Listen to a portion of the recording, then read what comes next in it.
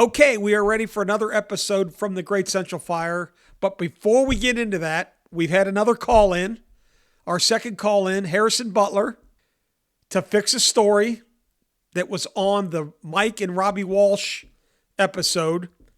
And we want to play that for you, and we hope you'll tune in and listen. Butts, we appreciate you calling in, and we hope more will call in. Enjoy.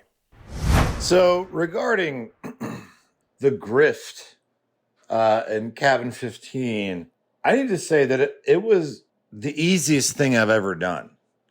I didn't set out, I didn't have a plan. I didn't have a manuscript. I didn't have I hadn't been scheming like Mr. Withers with his fingers tingling. And I was told by Rob, yeah, can you go do this? And Rob, love you, dude, but he wasn't really around. So yeah, I went down there and I tucked in like a polo shirt. And then I went to Mimi's office and I was like, hey, can I get a name tag and a Sharpie? Can I get like a manifest or, the list of the dudes from the, that are coming in for Cabin 15. She's like, where's your counselor, honey? I was like, nope, it's me. She goes, all right. Gave it to me. And I wrote on the name tag, this was left out, Harrison Butler, CIT. That was the beginning of the thing. I was like, giggle. Let's see how far this will go. And it went wildly long. I was fully expecting somebody to intervene at some point in time. They didn't. No, I didn't move my bed. I didn't do that. Nor did I dispense with the hopper wheel. I just used the same Sharpie to mark out my name. That makes it pretty simple. And I was in control. When I realized that these goobers, I had them hook, line, and sinker. I'm a second year camper. I was like, all right. I'm going to need all your contraband, fireworks, lighters, anything else cool. No questions asked, man. We're all friends here. I'm just going to take them and there'll be no questions asked. And they obliged me. And then, yes, it did come to a head. What was so funny was I was sleeping. I was napping and I heard butts. And I look up and it's like all of them, like out of a horror movie, like all of the campers were like just standing in Cabin 15 with their swimming trunks on and their towels over their shoulder. And they were like, can you watch us swim? And that's when I knew it was over. Okay.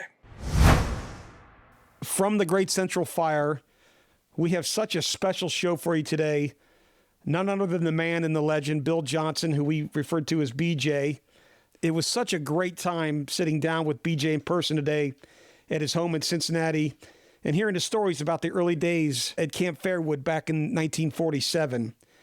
The origins of the spot game, a legendary game at Camp Cooch when BJ was in charge of the intermediate camp.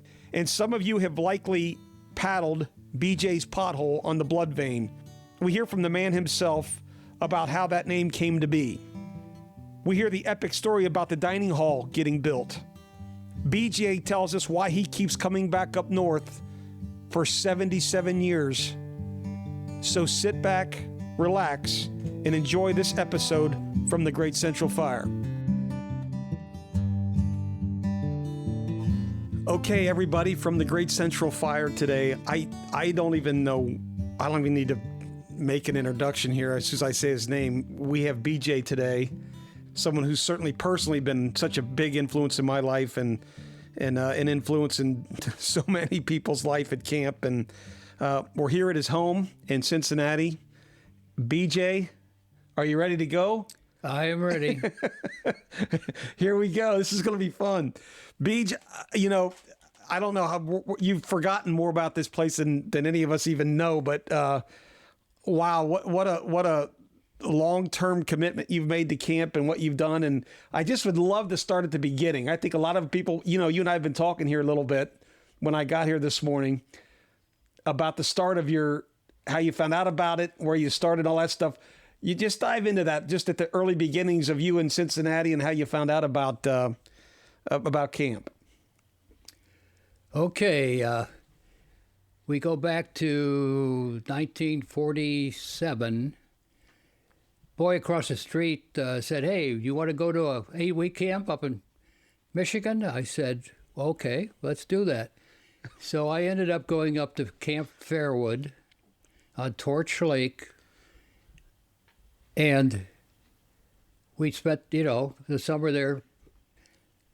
And a little bit of history. Bernard S. Mason purchased, along with his group, purchased Camp Couchiching in the spring of '48 because he had spent 20 years as director of Camp Fairwood. And he got in a dispute with Camp Bader, who was the owner, and he quit, I think, in probably 1946. I was up there in '47, and they had a council ring, they had totem poles, so all the history of what Mason did when he bought Camp Cooch showed up at Fairwood for many, many years. So I spent the summer there. I believe it or not, I'm probably the only one, but I was a member of Red Lodge at Camp Fairwood. At Fairwood, wow, okay.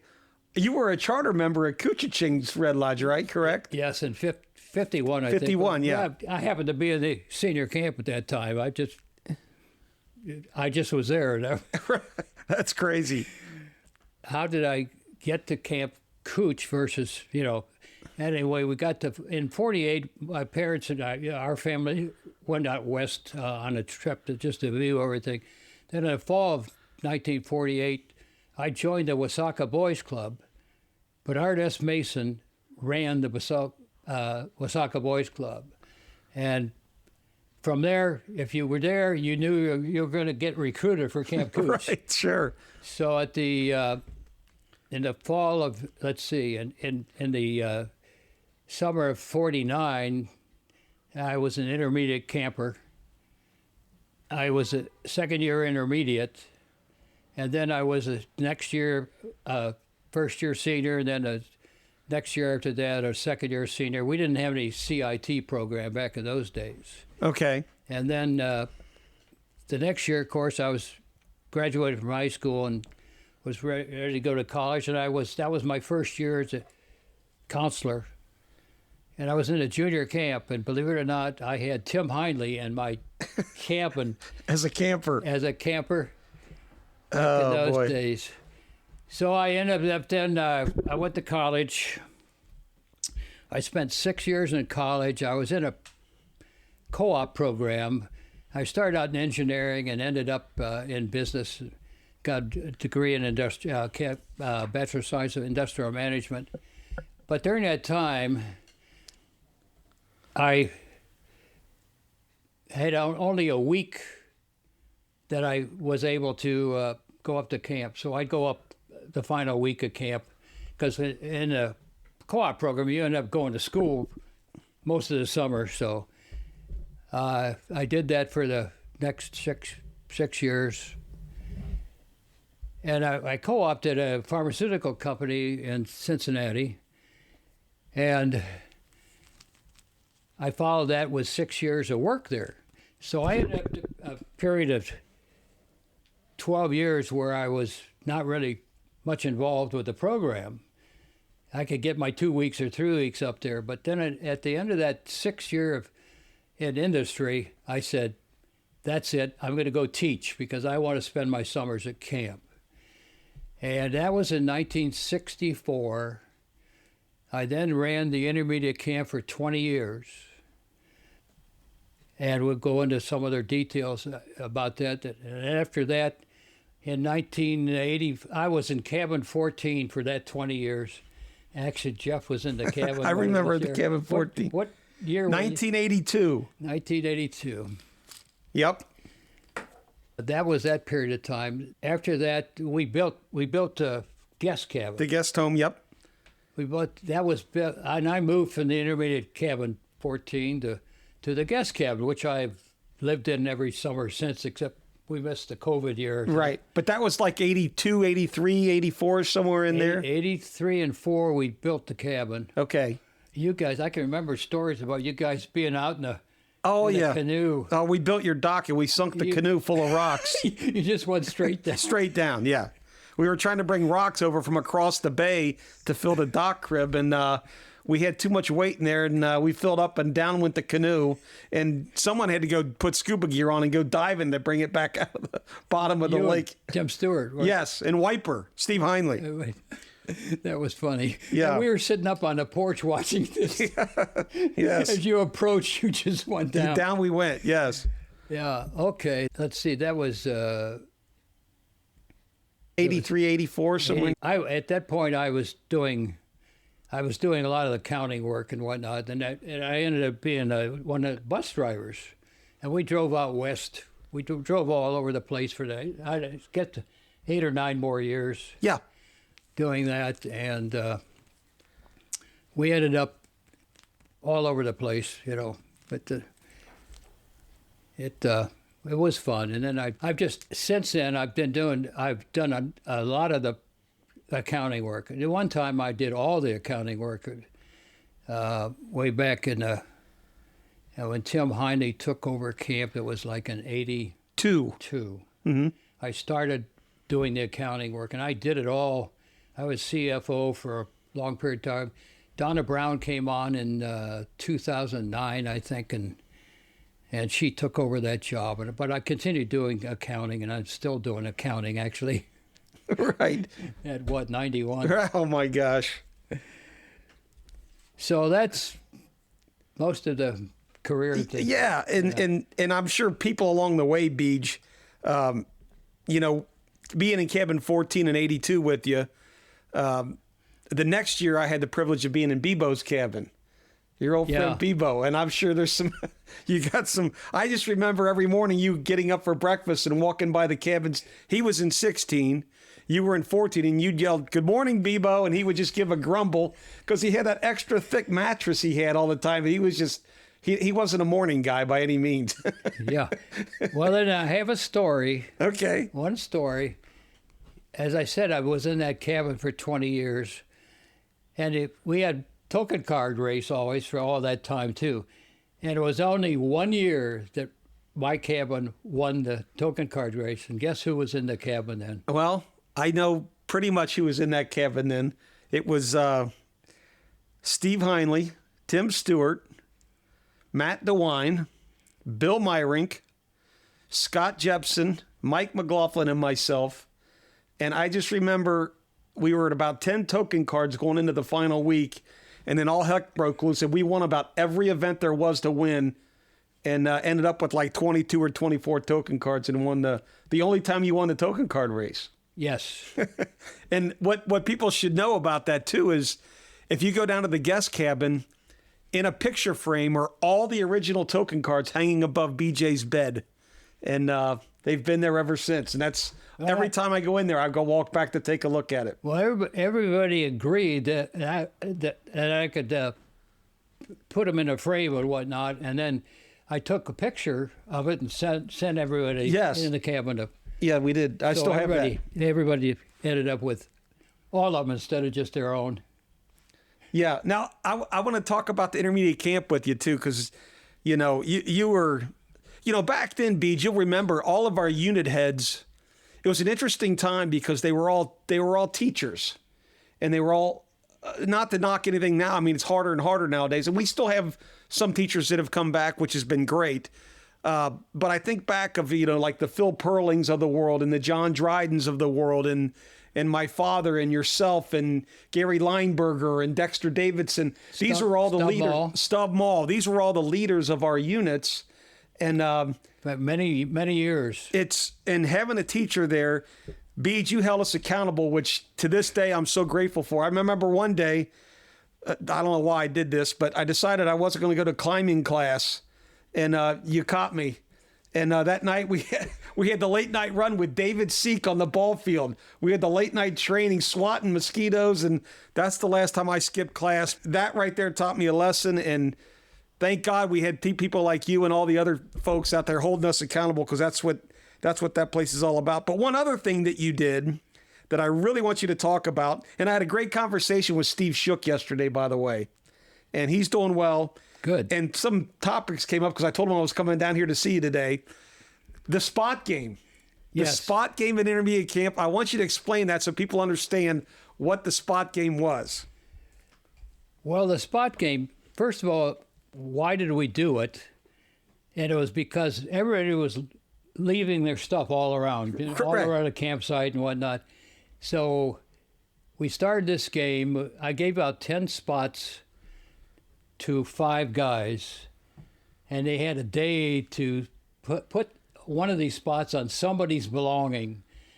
And they had 10 of them to give out. If you got spotted, if you got 10 spots, you ended up having to run the gauntlet. So let me explain to everybody what the gauntlet was. So all the intermediates lined up on the small ball field with their pillows in 2 lines, and whoever had to run the gauntlet had to run right down between them, just like an old gauntlet, like the frontiersmen ran. And if they fell down, they had to rerun it again. And if they got through it, they had to run into the lake and jump into the lake right then. If they Well, got that was it. They got it swatted in the back, yes, correct. butt area, I guess, with pillows. I mean, everybody had their pillow, but they each had 10 spots, and they would have that opportunity to spot people for one day. Okay. And then I'd have another group of 10, and so on. I think it was 5, and then they had 10 spots a hand. Okay, gotcha. They didn't necessarily hand them all out, but we had, at the end of each day at 5 o'clock at night, we'd go down and set up the gauntlet down on the small ball field.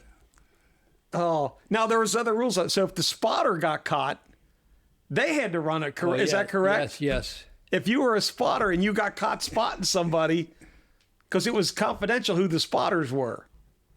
Yeah, and at the end of all this, you got to realize that nobody left anything on the ground anywhere. There was No, the intermediate camp was spotless. I know. you couldn't spot a guy in somebody's cabin, but you leave it out on your clothesline if somebody could catch it. But they had to figure out who it was Right. before they spotted him and such. But that, again, the whole reason for it was to make sure you didn't leave things laying around. That was the whole reason. Yeah, and it worked. It was a great idea. It was a brilliant idea. Some of the fun stuff that used to go on back then.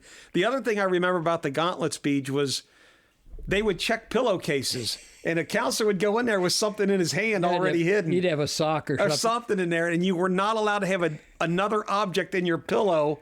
And if you got caught, then you had to run the gauntlet. And sure enough, I mean, they would handpick somebody and look down in there with their hand and already have a sock hidden in their hand and, hey, pull it out, and here we go. Another one's going down the gauntlet. Yeah. So we got to a point where every kid, when he came down there, either tied his pillow out so you couldn't get into it. It's so good. Oh, Gary Lineberger was great at it. He was able to sneak sock. Usually it was a sock. or Yes, something. yeah.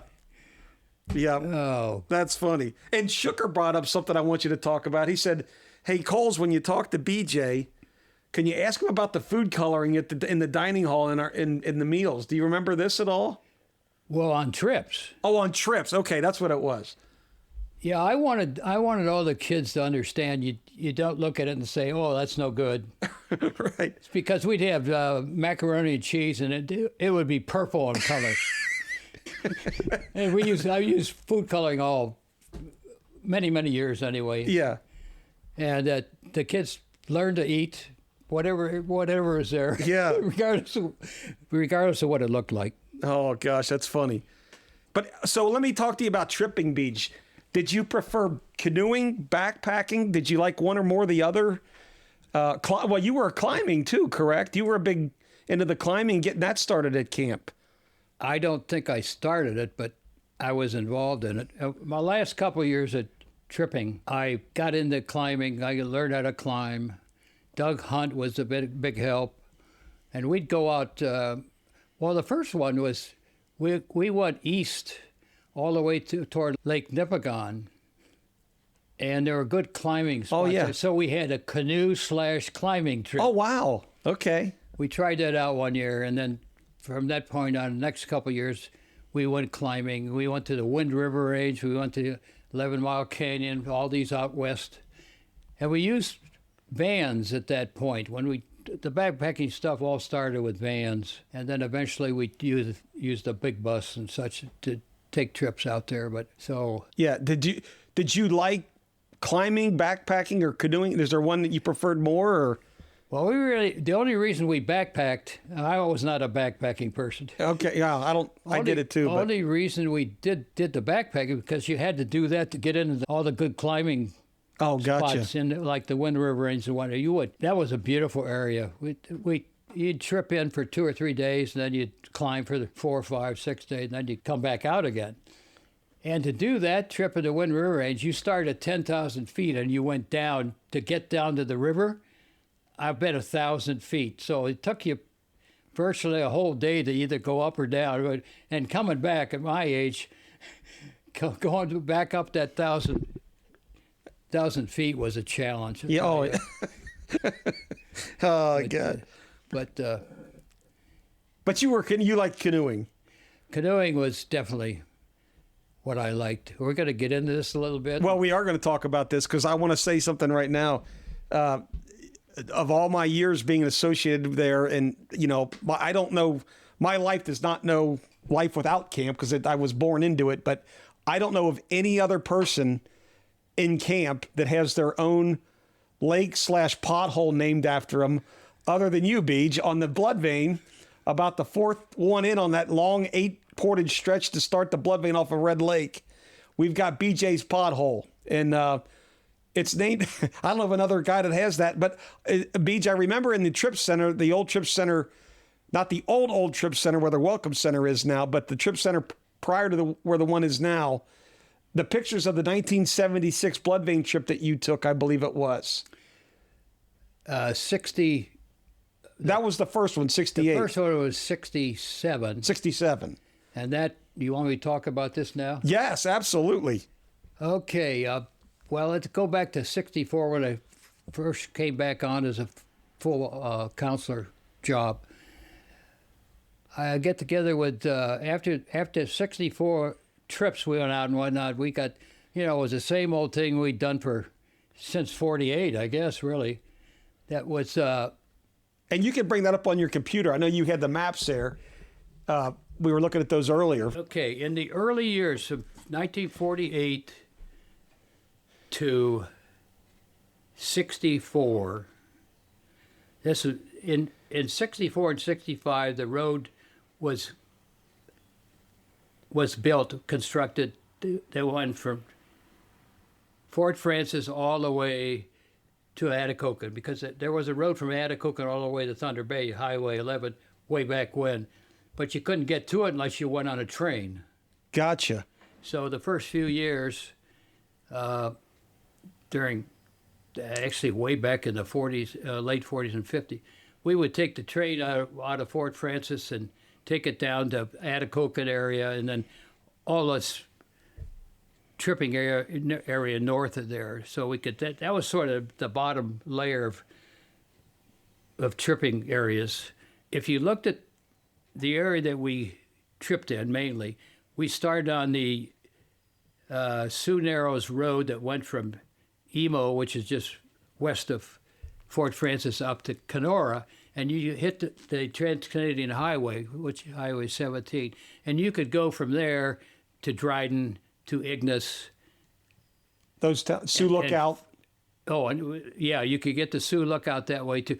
We did go to Sioux Lookout early on because English River Trip was established, pretty far back anyway. So you're talking about the causeway was built back in... The causeway. That's what got opened up our route. Okay. That's when we were able to get up to Dryden. There are two different routes. One out of Atikokan, which traveled all the way up, went past Dashua and all these lakes that are just east of, just past the start of the causeway out of Fort Francis. We had another road that was now going up to Dryden. So we had one at Atikokan and one just east of Fort Francis that went up. Okay. And we could travel a lot of areas. There were a lot of logging roads already established, so it gave us the opportunity to really go through all those areas. But to get to like the English River back before 65, you had to go up to Sudaros Highway up to Kenora, and then you had to go all the way down past Dryden, down to Ignis and the English River to get on English River. Wow. And that was a long trip just to I'm make sure the that roads weren't the greatest back then either. No. And then we passed, we ended up at Sioux Lookout. And that was on a highway that was between Kenora and Dryden. No, it was just beyond Dryden. Anyway, so that was that. And then other trips that we ended up taking, of course, well, let's start back in 67. At this point, I talked to John about, we got to get some other trips. We need to go exploring. So we decided to take the Barrens River, Okay. which went from above Dryden to Lake Winnipeg. I was going to say, I thought that flowed into Winnipeg. Yeah. And what you did was you went up the Red Lake Road off of Trans-Canadian Highway, which is at Vermilion Bay, and it went all the way up to Red Lake. The road beyond Red Lake, which is used now, was never there. So you were able to get into the river area and whatnot by going just above Red Lake a little bit, and then you start up narrow rivers and stuff that got you up to the Barrens River, and then you traveled west, Family Lake, and continued on until you got to the city of Barrens River. Okay. They had an airstrip there that we took the first year. Once we got there, took an airplane down to Gimli, to where they could pick, which was on the west side of Lake Winnipeg. So that was the way we ended up. Oh, wow. Getting our transportation back to camp. Okay, now. So who found the Bloodvein? Let's get to the Bloodvein. We're getting to that now. Okay. So we got back home and we said, that trip was a little bit too much for intermediates. And they were 12-day trips back then too. They weren't 14-day trips like they are now. But anyway, so we built a route that started on Long Lake, which was it's if you think of a horseshoe that goes from left to right, up and around.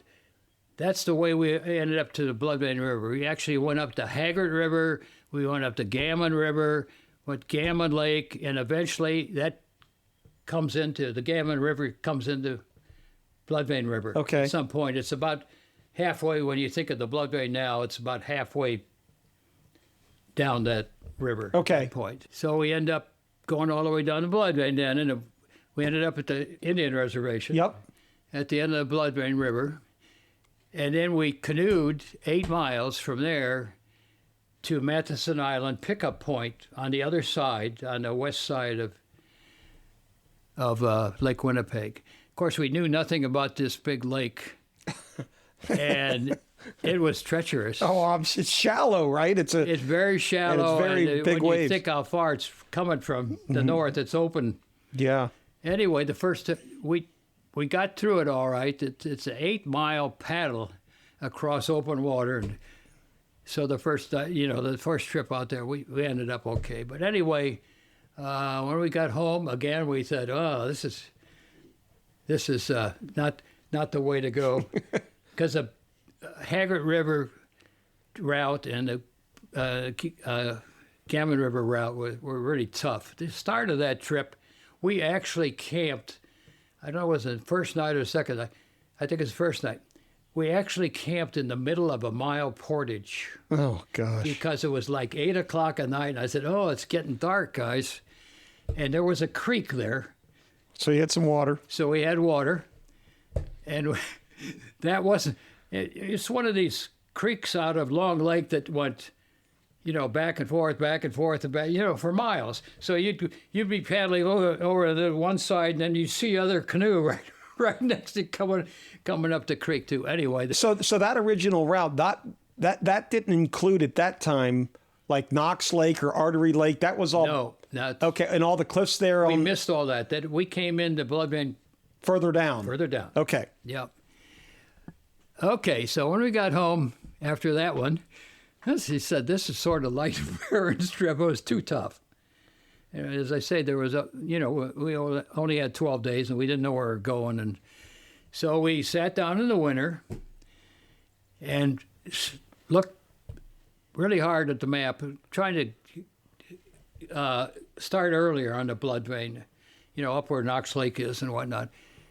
So we end up with this trip, 12-day trip. In 1968, we went from Red Lake to Lake Winnipeg, straight west virtually. And I have to talk about this first trip down there because it was a real challenge. We started out in Red Lake, and it's a green area now. You can't even go all the way down to the final bay down there. So we started out of Pipestone Bay, looking for this first portage off of Red Lake, and we eventually found it. We got into it. It was a 3/4 mile portage, which to me is the hardest of the 8. Yeah, I'm just my 2 cents worth. But anyway, go ahead. Anyway, so we got over that portage. We got into the next portage, and one of our campers carrying a heavy load stuck a foot in a hole or something, and he went down, and he passed out. And we were looking around. I said, "Oh my God!" So we ended up going back off that first portage. We built a stretcher, and we got to the end of that portage and get back to the 3/4 mile portage, and I think that's when he passed out. He was in agony before that. And we had to take him back over that 3/4 mile portage in a canoe. Oh, gosh. The canoe was a stretcher. So it was obviously upright. But yeah. So six of us at that point got around this canoe. And, that first portage is a devil. It's the hardest, I think. I don't know how long it took us. We got down to Red Lake, and the 2 counselors had that canoe, and they paddled back to the village to get to the hospital. Well, in the meantime, I took all the kids, and we went into, I can't remember the name of the lake. We went back over the Long Portage, the Pothole Portage, and into the small lake. And I told the guys we'd stay there until they got back to us. So we got to this lake, we camped, and I'm sitting there waiting and waiting and waiting, thinking, what's going on with our camper and whatnot? Right. And all of a sudden, a float plane comes in. This is like 11 o'clock in the morning. And landed in there? It landed in that lake. PJ's Pothole. No. Oh, it was okay. before PJ's Pothole. Okay.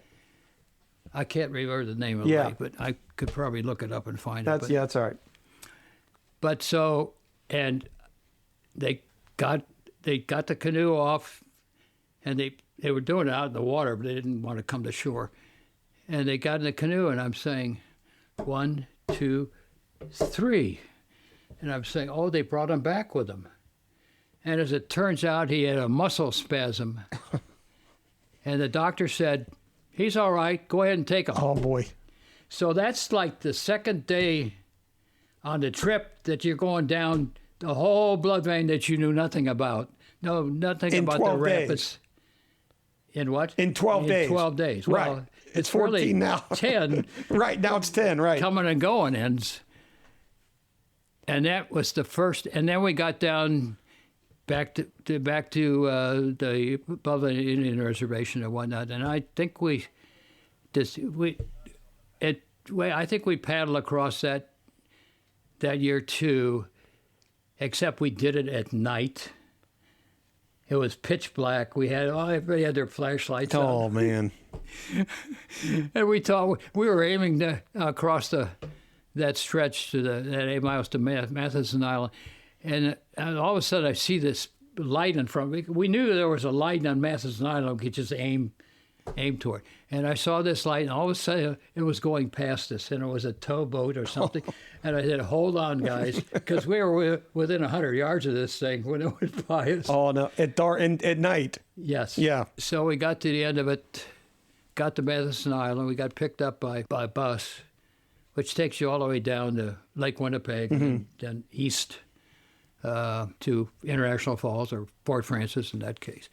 And that was our First trip that really was a neat trip. I mean, the Barrens River had falls, small rapids, falls, stuff like that. So for fast water and rapids and whatnot, it was we portaged more than we shot rapids. Did you know? I'm curious did you know the first time you took that trip that it was going to be as big of a trip as it is now? I mean, it's one of the most to me.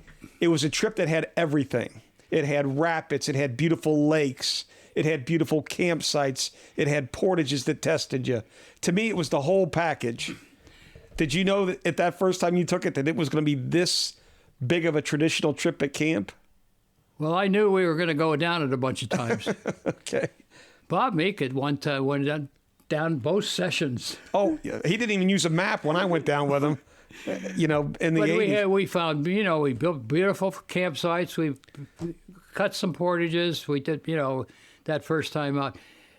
And then we did that trip for many years. And then all of a sudden, the officials, whatever, park people, decided that they were going to make a green area out of Red Lake, which meant we couldn't travel down to Pipestone Bay anymore.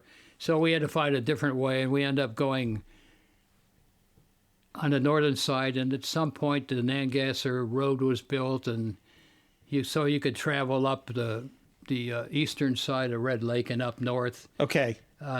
You'd veer west at some point, not too far up, to get into some of these lakes that ended up back in the Bloodvein again. Yeah.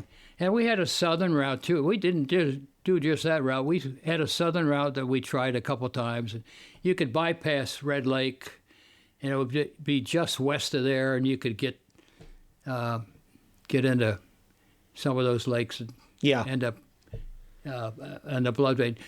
But I want to go back to the BJ Pothole for a minute. Well, and when you do this, I want you to pick up too what people may not know about you, Beej, is the fishing. Yes, that as I started those from 64, 65, and those years of canoeing and whatnot, I tried to figure out what is it that we need to add to our trips. Because you got, you could shoot rapids, you could swim in the rapids, and you could do all that. And the fishing, I said, I'm gonna fish a lot, and I'm gonna get the kids to fish a lot. So that's what we did.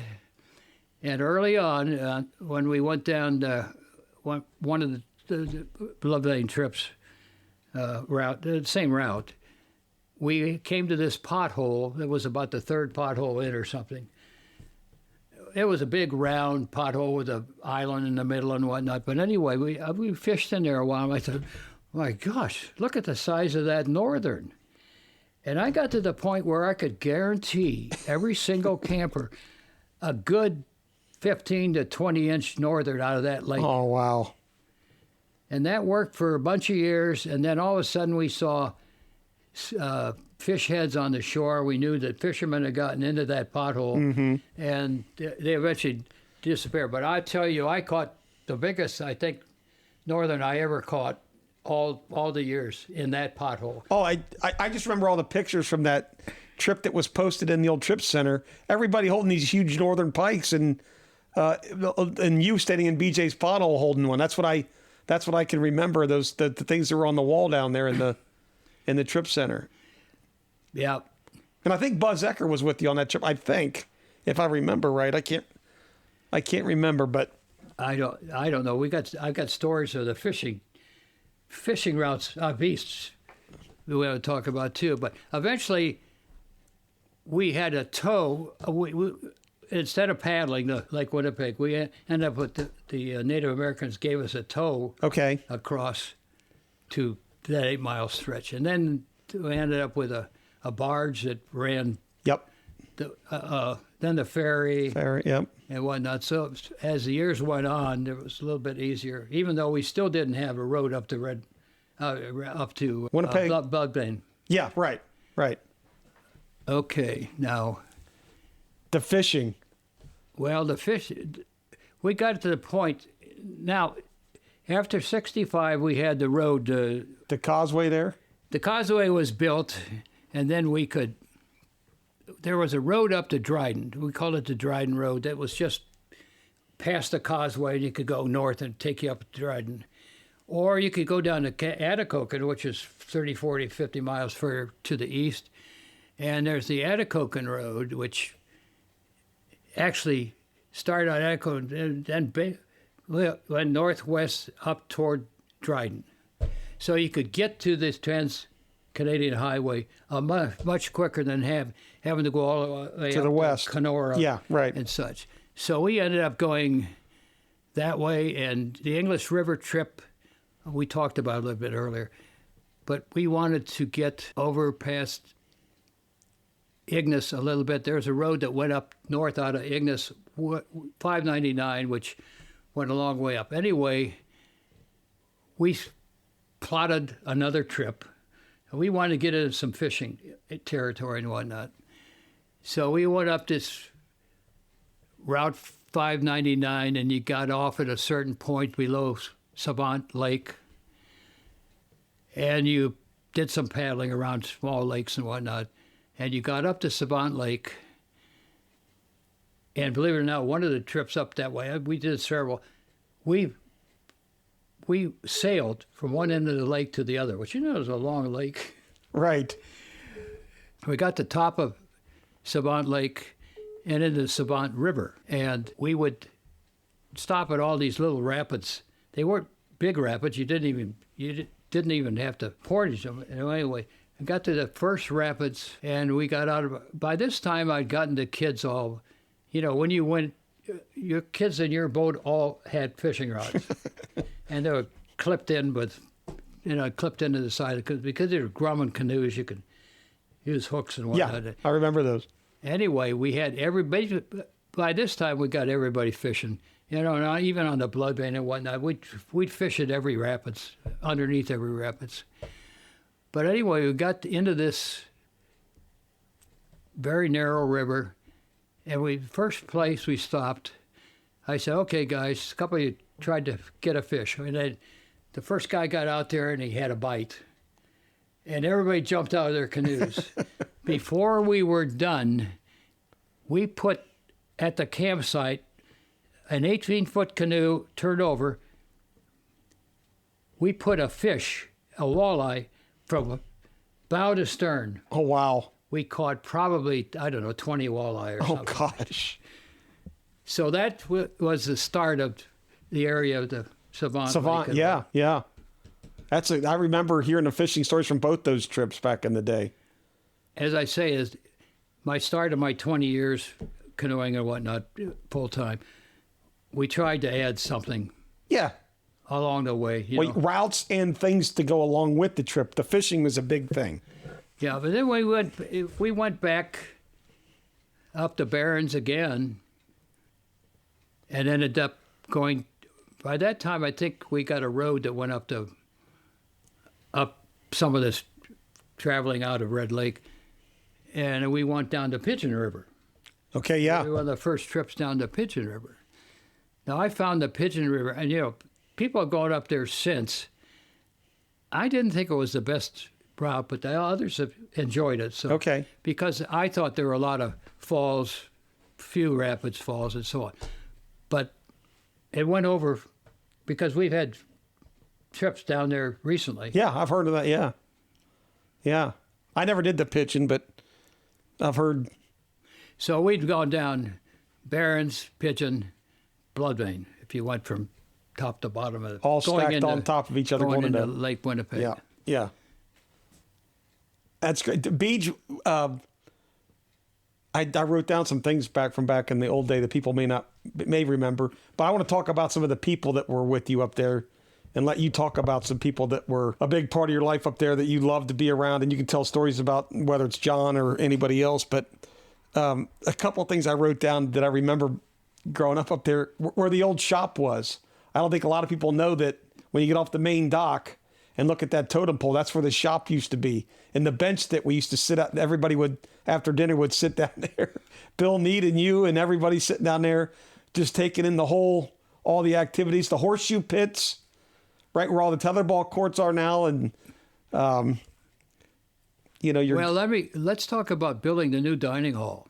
Oh, yes. Because that shop was down there at that time. Yes. In what year was it? 60, the dining hall? 61 or 2? Yes, or I think early 60s, if I remember right. All right, John Wojciech I think that's right. had tore down the old dining hall the previous fall. And John Holden took architect drawings to some major architect in Cincinnati and said, "How long do you think it would take to build that dining hall?" He said, 6 months. He said, "I only got 6 weeks." Oh, boy. So he started. When we got up there, I was just doing preseason at that point because I was still doing the business world stuff. So when we got up there in late May, the floor was down. They had a foundation underneath the floor. It was all built and whatnot. It looked like a landing strip, just a big floor. And for the next 6 weeks, we built that entire dining hall. With coolies? With coolies. We had all kinds of people that could come up for 4 or 5 days. We had people that got up on the roof and said, "I can't do this.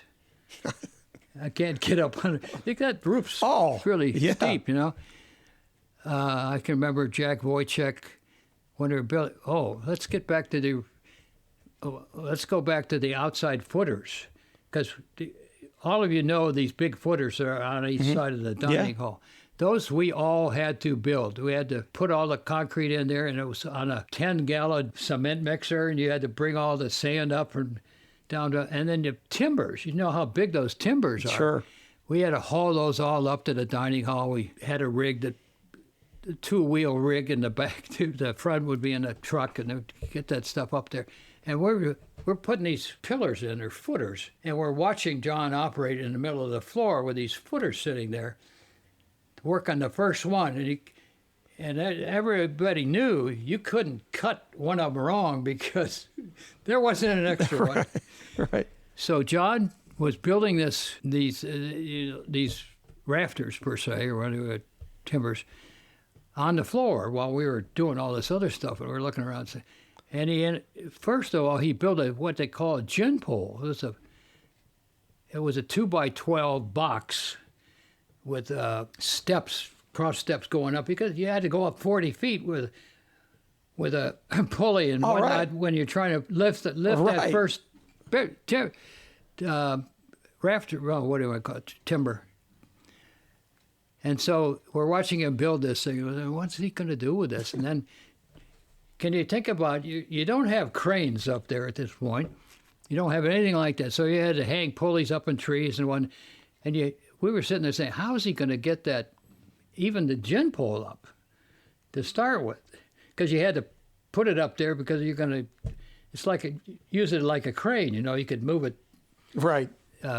Slant it back and forth, whatever you needed to do. Anyway, he built that first A-frame, I guess you'd call it that. And he had these metal pieces that you put at the top of it and whatnot. And he had to have the cuts right and everything right. And we eventually got that first beam. I can call it a beam, whatever it is. We got that big A-frame anyway. Got that first one up in the air, got it in position, and we're looking around saying, how do we keep this up?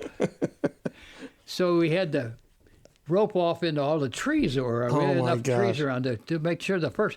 And then the second one, you had to do, a little bit the same. By the time you got the third one up, you was pretty stable because you had enough pieces in between the one that would do it. But he was amazing, Holden, wasn't he? The things he could do, his intelligence. I mean, I think he was about a genius at it because he had it all plotted out day by day, exactly what we had to do. And we'd stay late at night anyway to eat, to get back to the old shop and what we ate down there in shifts because we were really at the old shop. Okay, at the old shop, and I don't know who was cooking at that point, but so you ate in shifts. Oh wow! Because there's only so much room. Oh sure, yeah. Anyway, that building was put up in preseason. That's amazing. Before the campers got there. Now the sidewalls weren't all up when they got there, but it was built. The roof was on and all that stuff. So that was 62. Did we decide? Somewhere early 60s, yeah. Yeah. That's crazy. Well, talk about John Beach. I mean, other people up there. There's so many great people. I mean, you being one of them, obviously. But I know a lot of people would like to hear about, the impact. I know John had an impact on all of us, John was one of the group that bought camp in 48. During the following years before he became director, he would spend a lot of time up there. But he had his business back home that he had to attend to, too. So we got to start in 49. And as I said, I was a camper 3 years. And then in 53, Mason died. And it was a big shock because he was only in his 50s, right, late 50s. But he was a diabetic and he had terrible migraine headaches. We were out in Wasaka Woods on overnight, and when we got back, Mason had passed away that Saturday night. So it was crushing to most everybody. That was the spring of 53. John Holden took over camp immediately. He actually moved into Mason's house, which was a Wasaka Boys Club clubhouse, so to speak, on Salem Avenue, up by Withrow High School in Hyde Park. And I don't know what to tell you about John, but he was a very brilliant man. He was an Indian dancer. He was a Madei, if I can say that. That's fine. He was Grand Counsel's. He was an amazing man. He did dance some of the time. Once in a while, if you could get him to do it, he'd dance. But I don't know what to tell you. I mean, how many years did he? He must have been 20 years. He was there till 80 was his final summer as the director, I believe. Okay. And then Tad came in for a couple of years, and then Tim took over in 82. Yeah. Yeah. But John just seemed like a guy who was always in tune about everything around him. The people. He didn't miss anything. You'd go out to his cabin at night because we didn't have a staff cabin anywhere else. Right. And everybody would go up there for refreshments and all the staff. And he'd sit over in the corner there and he'd be working on stuff. But he didn't miss anything in the room. No.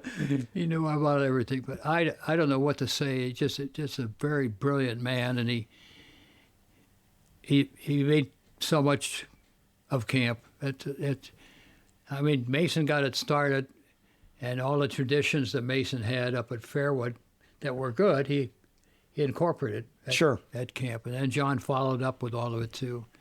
And we had 2 current councils of summer for years and years and years. I mean, obviously, a lot of people in and out that you've seen a lot of change, BJ. A lot of change over the years. But you know what? Here you are at 91 years young, getting ready to go back up there again. Reach deep in there, Beach, and just tell everybody, what is it that you love and that you still obviously completely love this place. Thank God. And I'll get into that in a minute. But what is it? What is it that drives you into this place? I don't know what to tell you. I know that I enjoy working with young kids, watching them grow up and have fun doing it. But over the past few years, I just love being up there and watching all this growth in youngsters. You're up in the dining hall, or you're watching them on the ball field, and just seeing smiles and whatnot. We used to always sit on that bench down there, a bunch of us you mentioned earlier, Jeff, and I would make sure anybody that went by us said hello and get a smile out of it. Right.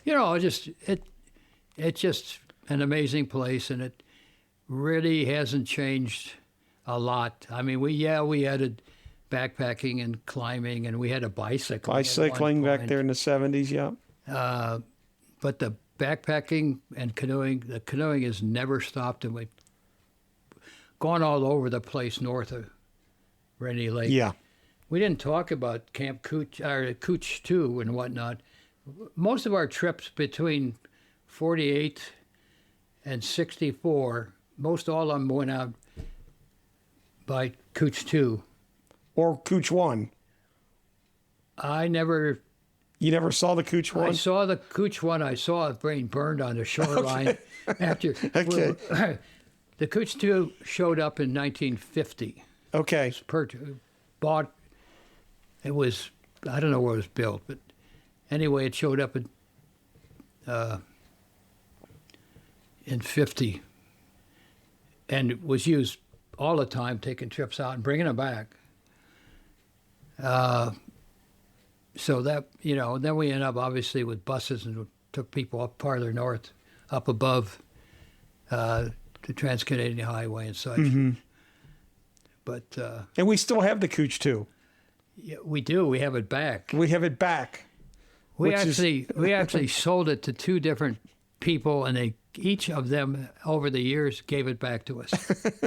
That's good. I think we may go up there with a group in May to kind of refurbish it a little bit and get that thing back up and running. But hearing that thing and the smells and the spitting out of the stern, and I mean, you talk about taking you back and bringing back memories for so many people. The sound was so unique, you knew far away that's what it was. Right. Yeah. I remember as a young kid sitting there waiting for it to come down the lake. I used to look for it with the trips coming in every year, coming back home. And we'd bring trips back to Red Gut Bay, up from Atikamone. I always used to call it Atikamone. That's what I used to call it, yeah. They come down that way. You could get them, go north. This is way back when, to Northwest Bay, Rat River. Mm-hmm. There's a Indian reservation there. Came down that way to pick up. We took people to Little Canoe, which was up a little bit east of there, but up in the upper arm of the lake. North arm there. North arm. Devil's Cascade up there. Yeah. All that. And then you could go down to Kettle Falls. Kettle Falls. We picked up Quetico trips below Highway 11 there. Out of Atikokan, you get into the Quetico Park. Yeah, and correct. Then go west, and you could end up in Kettle Falls, mm-hmm. which is the east end of Rainy Lake. Yep. And we picked up people at Mudges too, which is a little bit north of Kettle Falls, where trips had come down to Turtle River, mm-hmm. whatnot. You get to Mine Center coming down to Turtle River. You could take a truck portage. This is way back when. You could take a truck portage down into Soul Lake, which had a beautiful, beautiful sand beach for camping, and then you get picked up at Mudges with the big boat could go up to Seine River a little bit. Anyway, that was an outlet too. Yeah. Oh yeah. That was the way they tripped back. Yeah, that was in the early days by boat and around Rainy Lake and all that stuff. Well, before I say something, is there anything else, Beach, anything that you can think of, anybody you'd like to talk about or your experiences there? There's so much there, I know. I mean, You were there for so long. You talked about the Perlings, and you got John Dryden, and they had families, and they lived down on the point. Mm-hmm. I'm missing people, but it was a big family that was there for years. Yeah. Yeah. Yep. It was some great people up there. And they're having their own great time now, with their own groups. That's what's so neat about it. The people that are there today. Yes. Yeah. It's been great. Let's just put it that way. And you still feel special? You still get excited to go up there every year? Oh yeah. I anticipate all the time. Yeah. It's a fun time to go up, and of course now I go up late May, 23rd, 4th of May, and stay a little bit after camp. But we got the foundation offices there too. That I work in that every morning, and then I work in my cabin. I got sort of dual. Perfect. Office, a guest cabin. But you get out on the lake every day to go across to the office, and yep, we got our boat. Yeah. That. Yeah. Well, I want to say something here real quick before we end, Beej. I retired in May, which from coaching, and I talked with Hugh, and of course my parents, who we were very close with. Yes. We traveled up there together every summer together, and were such a big part of my life and whatever. And I talked to you about getting back involved in reconnecting with our alums and getting involved in development. And what I've tried to share with people is that, in development, you talk to people about times, talents, and treasures giving back to this place. And I don't know of anybody that fills that role more than you, BJ, for what you give from a financial standpoint continually, the amount of time that you've given to so many young people, and the talents that you had to make that place such a fun place for so many people. And obviously one of the things that's driving me to come and give back to campus was my parents. But I know I speak for a lot of people when I say that so many people are so grateful that you became a teacher in 1964 and have hung in there with camp through so much change, and the love you still have for it's amazing. We are all so grateful that you were there. You've taught us so much about life, and we don't know how to ever repay you. And I just want people to hear this, because I feel like it's our turn to keep this torch lit that you have kept lit for so many years, and so many people that you are with, so that we could enjoy this as young kids, and we want the kids moving forward to enjoy it. So I'm excited to keep this thing going, to keep people involved. And as I said, I speak for so many people when I express how grateful we are for what you've done for camp and what you've done for us in our lives. And Beej, I hope your bucket is full, because it should be, because you've touched a lot of people, believe me. Well, 77 years, that's a lot of camping. Yes, it is. It is. And camp would not be camp if Bill Johnson wasn't a part of this place for 7 years. And there's no doubt about that. And no one would ever question that. So, Beej, we could talk forever, but we'll take it here, and maybe we'll do another one if we get some more topics. But all right, Jeff, thanks. It's been fun to come down and just talk and reminisce, and I can't wait to see you up at camp this summer. Super. All right, great. Thanks, Beej. Yep.